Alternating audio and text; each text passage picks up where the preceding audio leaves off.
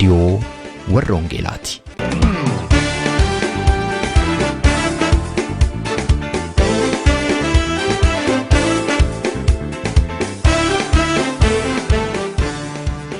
Reediyoon warra Wangeelaa tokkummaa waldoota Oromoo warra Wangeelaa Awurooppaatiin qophaa'e torbanitti si'a tokko dhaggeeffattoota biyyootii gaanfa Afrikaaf naannoo isaatiif akka lakkoofsa sa'aatii Itoophiyaatti galgala sa'aatii 12 hamma sa'aatii 12:00tti dambalii gabaabaa kiilooheerzii 15,515 yookaanis meetir baandii 19 irratti kan isin qaqqabu tamsaasa Wangeelaati. Kun reediyoo warra Wangeelaati.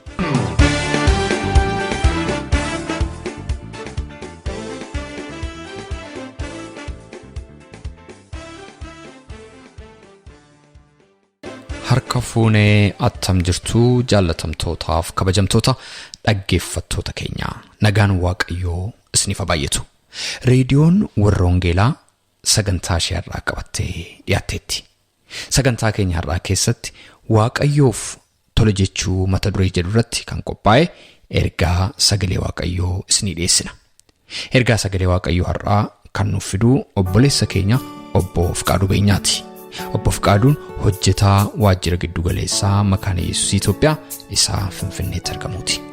Egaa dhaggeeffattoota keenya hamma xumura sagantaa keenyaatti akka nu waliin turtan immoo kan isin affeeru aanaa qopheessaa sagantaa kanaa Roobsan Makkooti.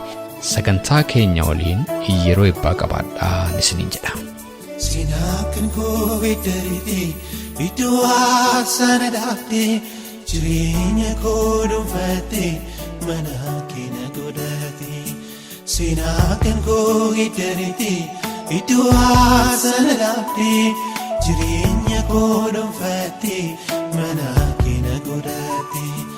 Kanaaf asi weeddisa Sabiye sifasa ujata uke Yesus sichani majato desa kanapa siwetisa Sabiye sifasa ujata uke Yesus sichani majato desa.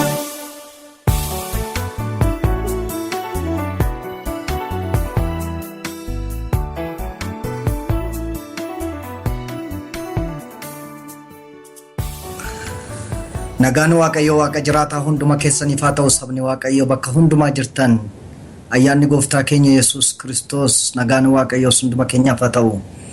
Waaqayyo carraa nuu kenne akka kanatti asirratti walii wajjin barachuu danda'u keenyaaf dubbii Waaqayyo waliin hirmaachuu danda'u keenyaaf Waaqayyo nan galateeffadha.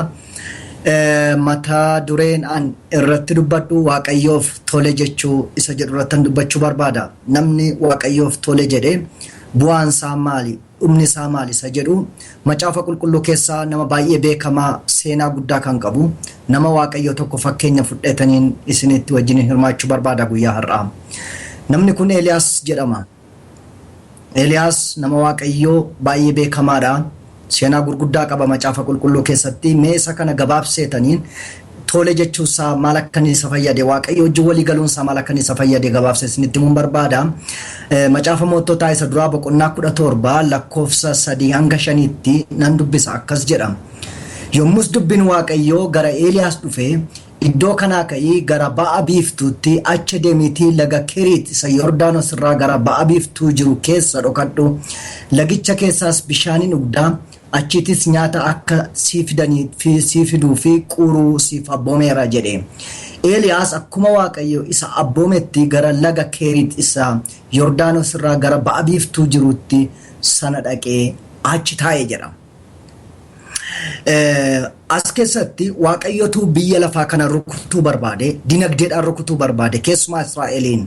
Maaliif mootichi Ahaabii fi haati manaa isaa Elzaabeel mana Waaqayyo warra diigan ijoollee Waaqayyo warra bal'aadhaan ciran waan ta'aniif Waaqayyo dheekkamsi Waaqayyo irratti boba'e.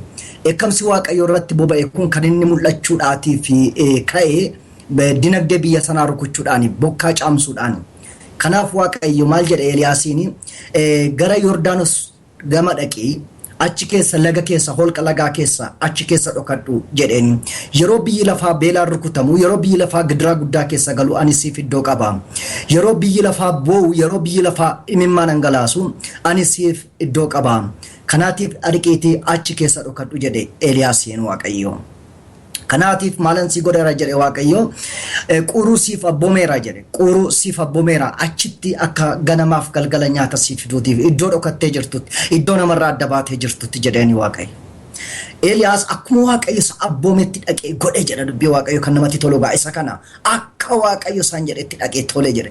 Eeliyaas iddoo kanatti gaaffii gurguddaa kaasuu danda'a ture Waaqayyoon. Dandeettii Waaqayyoof humna Waaqayyo isa guddaa kana waan beekuuf gaaffii gurguddaa kaasuu danda'a ture. Tokko iddoo isaati dhaqee laga keessa dhokadhu jedhe.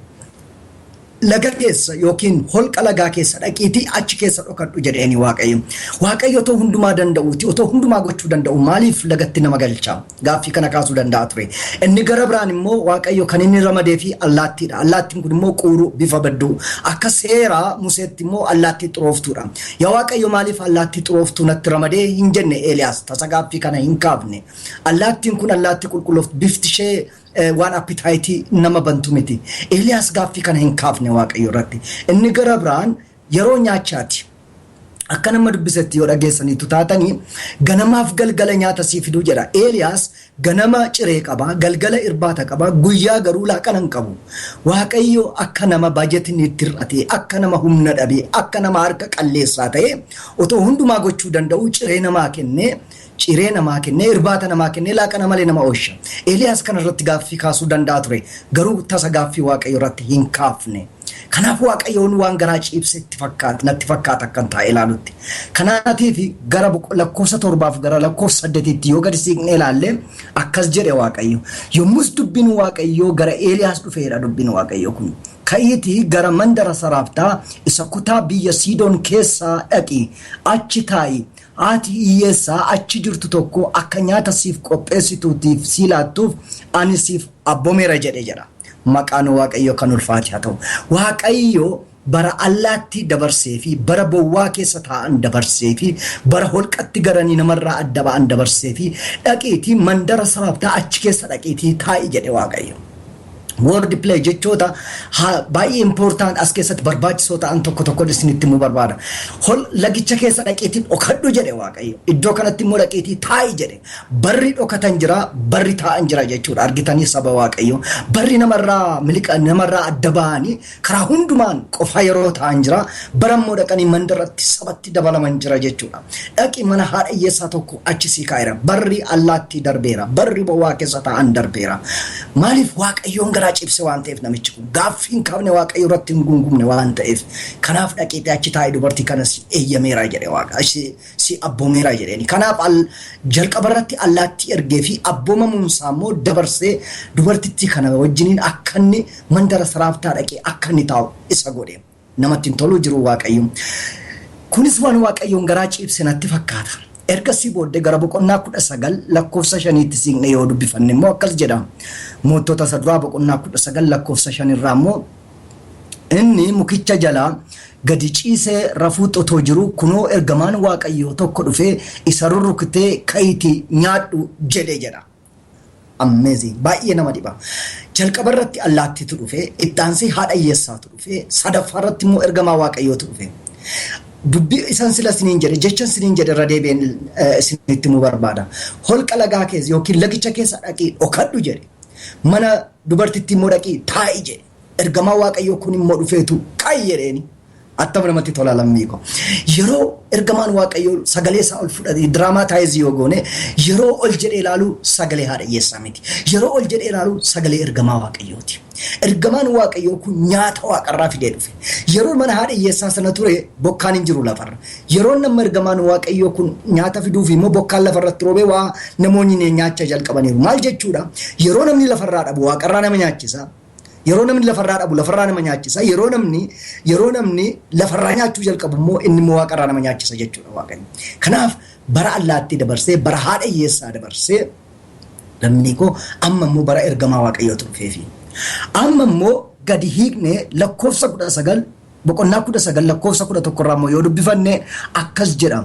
Waaqayyo immoo ani achi nan darbaati holqicha keessaa ba'i roggee tullicharra fuula koo dura dhaabadhu jedheeni yommus qilleensi hamaaniin darbe jedha argasii booda dubbifadhaasin akkas jedhe waaqayyo ani tulluu kanarratti nan mul'adha jedhe waaqayyo tulluu kanarratti nan mul'adha achiin nan darbaa holqicha keessaa ba'i roggee tulluura dhaabadhu jedhe jechoota islaansi yaadachiisa ammas laga keessa dhokadhu mana haadha hiyyeessaa taa'i ergamaa waaqayyo immoo dhufee kai jedheeni waaqayyo immoo dhufee roggee tulluurra dhaabadhu jedhe ela barri allaattiin darbe barri haadha hiyyeessaan darbe barri ergamaa wajjin diyaaloogii keessa jiraatanis hin darbe affafaarratti waaqayyootuma waaquma irraatii gadi bu'e nama kanaatiif maqaan isaa kan eebbifame haa ta'u waaqayyo waaqarraa gadi bu'eeti waan hojjettu jirta jedheetti beekaa waaqayyo ganaa raajota dibdee kaafta ganaa namoota warra biyyattii geggeessan karaa dibdee kaafta ganaa hojii gurguddaatu jira natu sii dhufa jedheeni waaqayyo argitanii jara keenya abboomamuunsaa haa quruu biratti abboomamuunsaa haadha hiyyeessaa biratti abboomamuunsaa muka jala ciisee waaqayyo wajjiniin ergamaa waaqayyo wajjin walii galee waaqayyo kasa wajjiniin ta'utti tolee jedhee fudhatee deemuunsaa fuudhee roggee tulluutti isa baase tullicharra dhaabadhu jedhee yaalamnu har'a jireenyi keenya iddoo adda addaa jiraachuu danda'a lafa adda addaa sadarkaa adda addaa keessa jiraachuu danda'a wanni murteessaan lafa nuyi jirru miti wanti murteessaanii akkaataatti nu waaqayyo wajjiniin walii galluudha. maqaan waaqayyo kan eebbifame haa ta'u kanaaf sadarkaa arfaffaarratti allaattiitu dhufe miti sadarkaa arfaffaarratti haadha hiyyeessaatu dhufe miti sadarkaa arfaffaarratti ergamaa waaqayyootu dhufe miti waaqayyotu waaqarraa gadi bu'e nama tokkoof akka lubbuu gara 100 ol kan ta'aniiti waaqarraa gadi bu'e gaara irratti waaqayyo nama isaa tokkootiif gadi bu'e waaqayyo nama isaaf of kenne tokkootiif gadi bu'e waaqayyo commitmentiin keenya of kennuun keenya yaa firoottan koo waaqayyoon waaqarraa harkisee gadi buusa teknooloojiitu gadi fida miti waaqayyoon beekumsa namaatu gadi fida miti waaqayyoon isaan kun tasa waaqayyoon gadi fiduu hin danda'an walitti dhufeenya keenyatu waaqayyo waaqarraa gadi buusa maqaan isaa kan eebbifame haa ta'u ergasii booda gara mootota isa lammaffaa boqonnaa 2 lakkoofsa 11 sin dabarsa akkas jedha utuu isaan walii wajjin haasa'aa deemanii konkolaataan ibiddaan fardeen ibiddaan wajjin dhufanii isaan lamaan gargar isaan baasanii yommus Eeliyaas qilleensa jabaadhaan gara waaqaatti ol sokkeedha. Amazing. Ilaalaagaa sila jechoota warran sinii jedhan sinii deebi'a. Dhokadhu jedheeni hin dhokate, taa'i jedheeni hin taa'e, ka'i jedheeni hin ka'e, dhaabbadhu jedheeni gaararra immoo roggee tulluura hin dhaabbate. Asitti immoo ol sokke jedha. Mee jechoonni kun akka isaan itti deeman ilaala. Macaafni qulqulluun kan inni sirriitti tolu kana. Hafuurri qulqulluun akka itti macaafa kana qopheesse nuuf kenne firoottan koo baay'ee sin ajaa'ibsiisa. Ol sokke jedha. Inni bowwaa keessatti jalqabe, inni laga keessatti jalqabe, inni kophummaadhaan jalqabe, inni allaattii wajjin jalqabe jireenyi kuni amma garuu kabajaanii firoottan. Lagarratti allaattiitti itti marsaa ture allaattiitti irratti marsee nyaata harcaasaa ture amma garuu kan samiirra marsu allaatti miti fardeen abiddaatu waaqarraa fardeen abiddaffatan konkolaataa fardeenii abiddaffatantu waaqarra didicha paraadaayim shifti godhe allaattii dabarseetu fardeen abiddaan ergasii booddee Eeliyaas gara waaqaatti hin sokkee jedha ol sokkeedha. Ani waaqayyotti baay'een gammada sagaleen kun gaafa yeroo jalqabaa gara koo dhufu halkan kee sa'aatii 8tti ture natu waaqayyo wajjin gaaffii guddaan qaba ture firoottan koo gaaffii kootiif waaqayyo waan inni godhe abjuu natti argisiise miti halkanuma sa'aatii 2 yookiin sa'aatii 8tti akka biyya kanaatti hirriban irraa kaasee akkan kutaa kana dubbifadhu na godhe erga yeroo sanaatii gaaffii waaqayyoon hin gaafannani waa'ee faamilii koosaa waa'ee maatii koosaa ta'u waa'ee mataa koo waaqayyo wajjin yeroo itti gungume ergasiiti muraasadha yeroo muraasa jechuun hin danda'amu maaliif waaqayyo ilaalcha koo jijjiire waaqayyoof abboomamuun haala kamiyyuu keessatti gara guddinaatti nama geessa malee gara salphinaatti akka nama hin geessine waaqayyoof tole jechuun rakkinarraa gara ulfinaatti kabajaa gara kabajaatti nama dabarsa malee funyaaniin akka gannaman deebisne waaqayyo sagalee kana keessatti dhuunfaatti na barsiise kanaaf isinis isaarraa ergaan ani qabu isa kana bakka jirtan hundumaatti tarii sadarkaa bowwaa keessa warra jiraattan jiraachuu dandeessu akka allaattiin irra marsitu sanatti tarii mana dubartittii haadha hiyyeessaa ishee bajeta hin qabne har'a nyaanne borduuna ishee jettu keessa jiraachuu dandeessu ta'a yookiin laaqana keessa nyaattanii irbaata malee bultu ta'uu danda'a haalli isin keessa jirtan garuu siniinan jedha wanti guddaan wanti murteessaan waaqayyoof yoo amanamne tole yoo jenne hojiin harka jiru kabajaan yoo hojjenne hamma humni keenya danda'u yoo hojjenne waaqayyo wajjin walii gallee yoo deemne yaa firoottan koo waaqayyo tasa funyaan hin gannu hin deebisu ol nu kaasa malee seenaan keenya allaatti wajjin yoo jalqabe allaattiidhaan hin xumuramu bowwaa keessatti yoo jalqabe bowwaadhaan hin xumuramu yoo laga keessatti jalqabe laga keessatti hin xumuramu bowwaa keessatti jalqabe gaararraa ol waaqarratti elaaga allaattiitu dhufe ittaansee hadhayyeessaatu dhufe ittaansee ergamaa waaqayyootu dhufe ittaansee waaqayyootu dhufe faayinaalii isuma kanatu harma isaatu fudhatamee gara waaqaatti ol gaggeeffame jireenya bara baraatiif maqaan waaqayyoo waaqa jiraataa kan eebbifame haa ta'u kanaaf bakka jirtan hundumaatti saba waaqayyoof tole jedha waaqayyoof tole jedha isa dhageenye waaqayyo nuuf haa eebbisu amen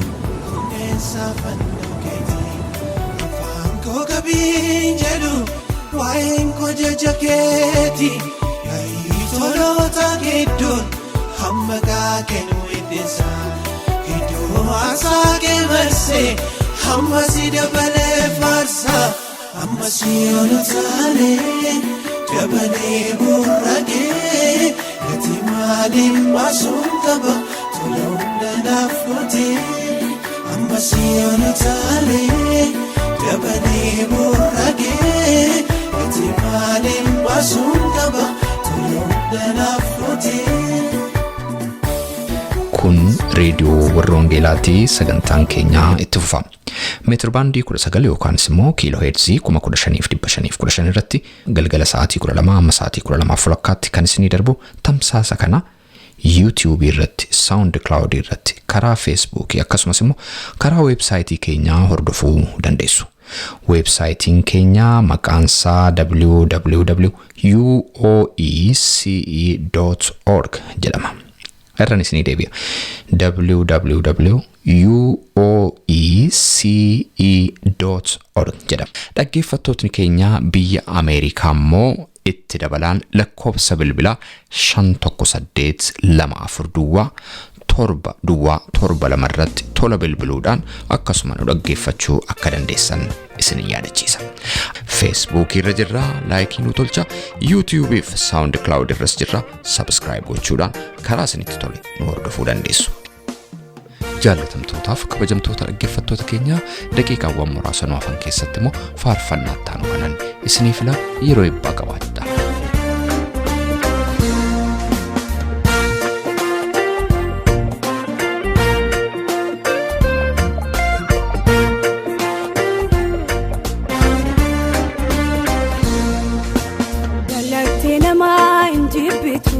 Namati fayyadam tengatu nibatama dumati kanaf lukunko jalate nama injibitu namati fayyadam tengatu nibatama dulumati kanaf lukunko kanaf lukunko kanaf kesiko kanaf lukunko kanaf lukunko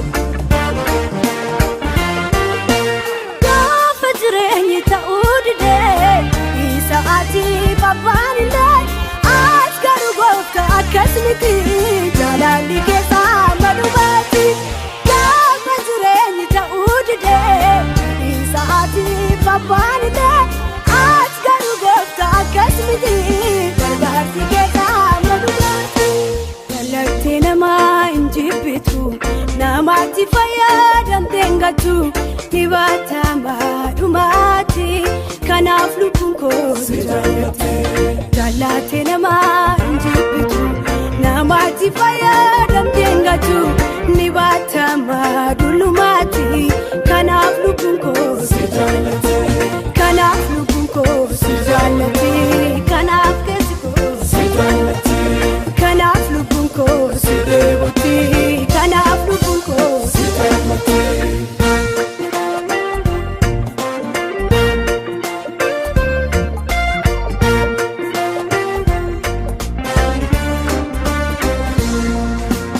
Obsinama daniga gabayo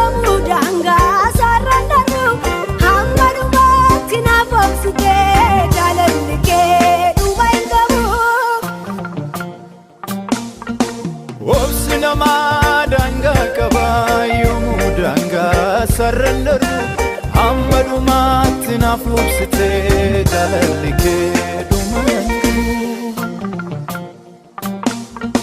obsi namaa daangaa qabaami yoomuu daangaa sarraan darbu amma dhumaatti naafubsite jaalalli kee dhumangu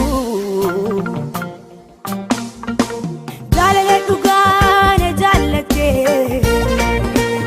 ofi kee laattee naaf ibsite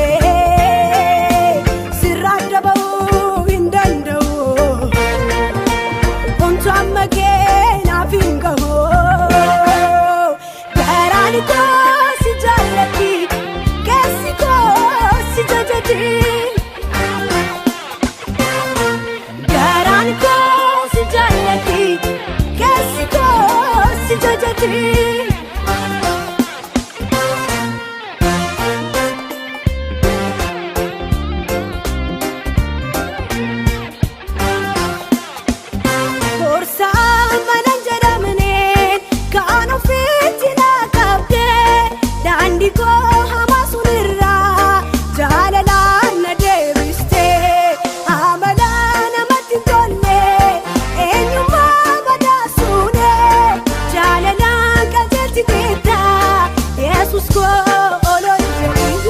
Jesus ko ololi jadi Forsa manan jedhamne kan ofitti na qabde daandii koo hamaa sunirra jaalalaan na deebiste amala namatti tolle eenyummaa badhaasuune jaalalaan qajeelchi keetta Yesus ko ololi jadi Yesus ko ololi jadi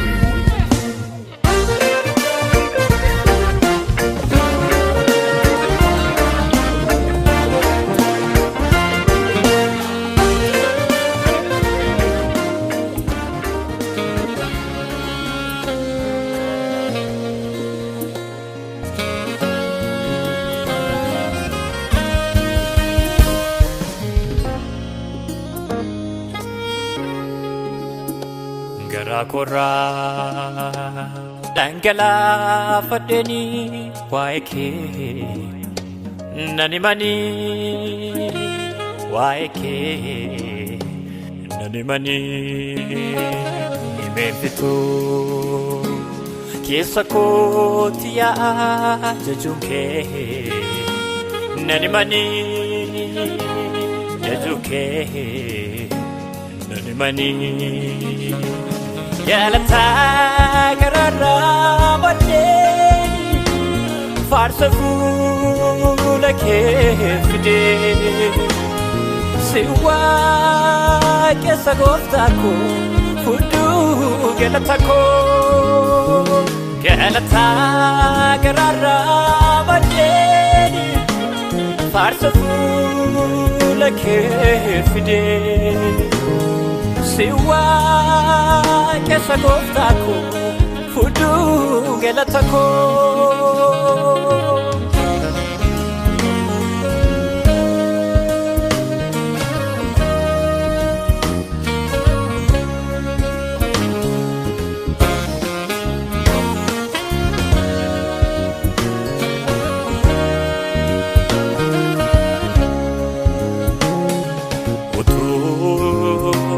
Talise afaan qabane olma kee yaadu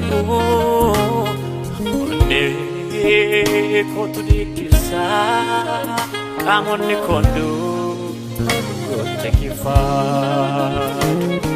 galata keno desa irra yalbisu tasan challisu muko jalqaba kanuma ammaane kunosfaas gelatani gelatani gelatani fuula kee dhufeemani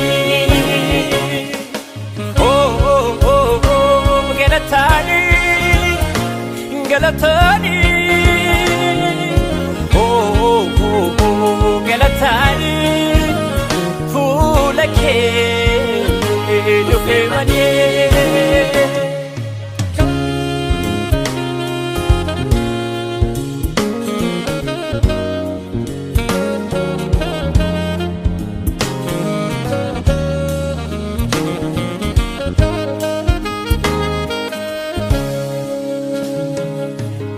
Afaan galtaa'ee ta'a nani maamaalee oolmaa kee guddaa gochaa natti naaf gootee natti dadhabdee dhuguma addaa sammuu koo yaadee walitti bu'ee si galateessaa.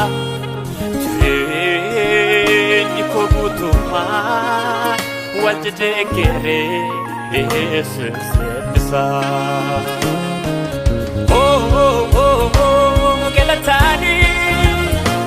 Galataanii galataanii fuula kee dhufee manii.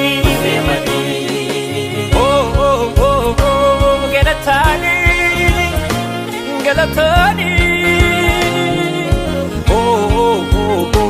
galatani fuula kee dhufee malee.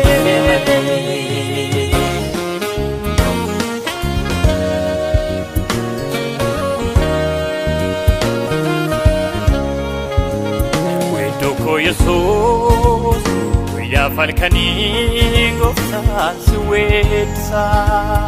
Afaan koomuu jajuu oolmaa kee ani gammadeen faas oolmaa gurguddaa sammuu koo caaluu hedduu naaf gootee matii ansi nan jajaa faarsee maqaa kee yoomuun kuufoo wedduu koo Yesuus guyyaa falkanii gooftaan si weeddisaa. Afaan koomuu jajuun oolmaa kee ani gammadeen faarsa oolmaa gurguddaa sammuu koo caaluu hedduu naaf gootee matii ansi nan jajaa faarsee maqaa kee yoomuu hin kufooti. Galatani galatani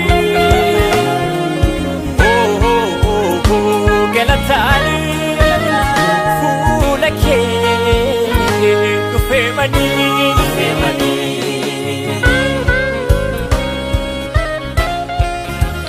Dhaggeeffattoota keenya sagantaa keenya irratti akka eebbifamtan abdii qabna. Waa'ee sagantaa keenya gaaffii yookaan yaada yoo qabaattaniif karaa teessoo xalayaa keenya rwv@tevelensvine13 Oslo Norway jedhaatiin nu barreessaa yookaanis karaa iimeeyila keenya raadiyoowarrawangeelaa@gmail.com jechuudhaan nu qunnamaa. Torbee sagantaa biraatiin hamma walitti deebinutti nagaa waaqayyootiin tura.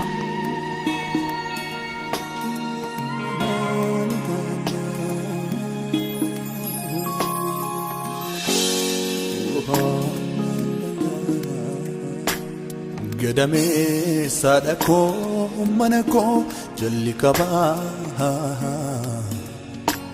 gulga ko isa sirrifi soora ko isa jabaa bigatu jabate tayarra namadhaa dursite yaadan naqabdeem lubbu koofat lubbudhaa Afura kofa furam lubbu kotif lubbu Kanofsate anasore wakas malen kabu Afura kofa furam lubbu kotif lubbu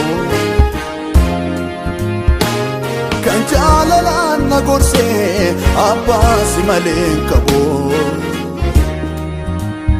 Abako Abbako Jesus Abbako Abbako Abbako Jesus Abbako Abbako Abbako Jesus Abbako Abbako Abbako Jesus Abbako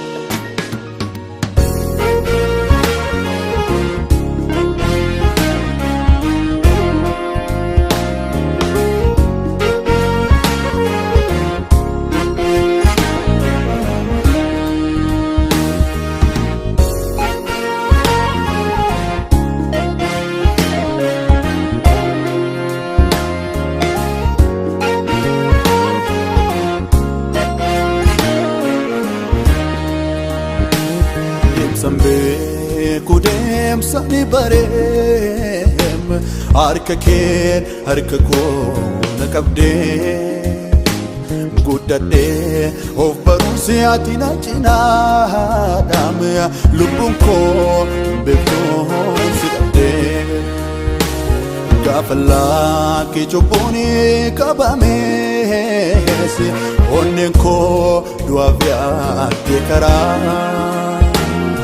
Anadam namnarari malefe ngaroti nagote tanamara anametire namnarari safi male anametire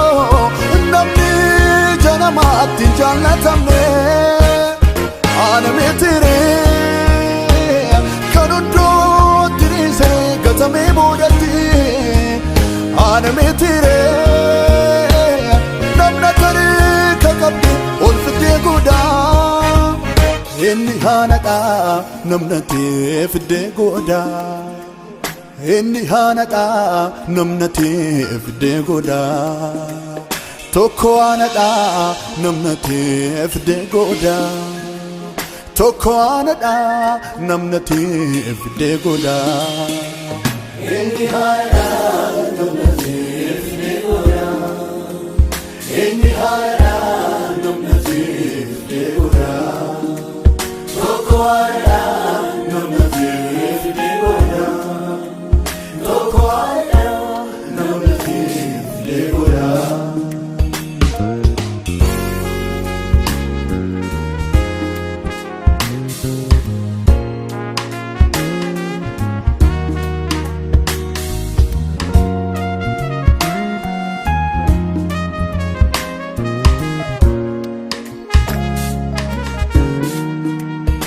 Sandragadhu guyyaa sululaa keessa dhiphadhe yommuu bakka tuufanarraa goruu namni nabdadhe hafuura fixxee lubbuun koo yommuu du'ee gatu hafuura taatee ani si jiraan angilteemsitu Sandragadhu guyyaa sululaa keessa dhiphadhe yommuu bakka tuufanarraa goruu namni nabdadhe Afura fitee lubbuun koo yommuu du'ee gatu hafuura taatee ani si jiraan angilteemsitu Abbako Abbako Jesus Abbako Abbako Abbako Jesus Abbako Abbako Abbako